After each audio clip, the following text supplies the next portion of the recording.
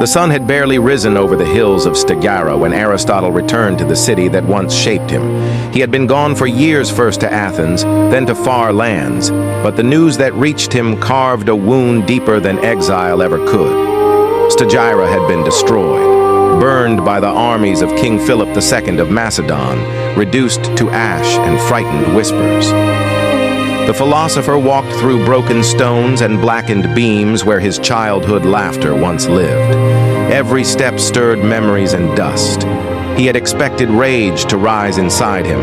Instead, he felt something colder, a question with a warning. Macedon was a place of power, sharp, metallic, and unsentimental. Soldiers eyed him as if the scrolls he carried were more dangerous than any blade. Inside, the great hall loomed like a lion's den, and on its throne sat King Philip II, a conqueror, a strategist, a man feared across the Aegean. Philip's gaze was hard as iron as Aristotle approached, bowed, and lifted his head. "So," Philip said, "the philosopher returns to question the king."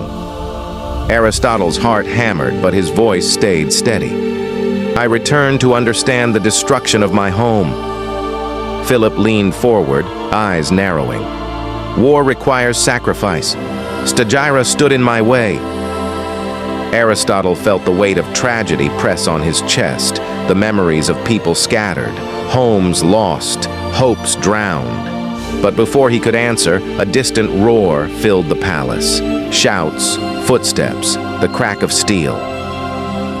Aristotle was thrown into chaos. He ducked behind a pillar as bodies collided and torches fell. One assassin broke through the line and charged directly toward the king. Philip reached for his sword, but too late. Aristotle moved without thinking. He had no training, no armor, no weapon, only instinct. He grabbed a fallen spear and thrust it toward the assassin, deflecting the blade just long enough for Philip's guards to seize the attacker. Silence crashed over the hall. Philip stared at Aristotle, not with suspicion now, but with something far rarer: respect. "You saved my life," he said, breathing hard. "Why?" Aristotle lowered the spear.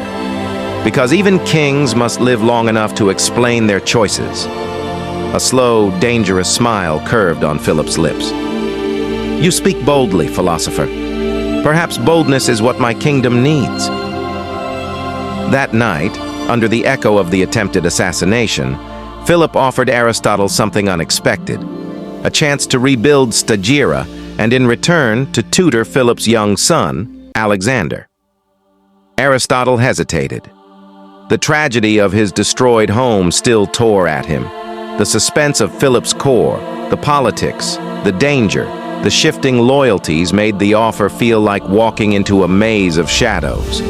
Yet he sensed something else, too, a destiny forming its shape. "Yes," Aristotle said, "I will teach the boy." And from that choice, a chain of events began, one that would turn a prince into Alexander the Great, reshape the ancient world, and turn Aristotle's grief into a legacy that would outlive empires. But as Aristotle walked back to his chamber that night, the image of Stagira's ruins haunted him like a shadow behind the torchlight. Greatness had a cost, and Aristotle had just stepped into the center of it.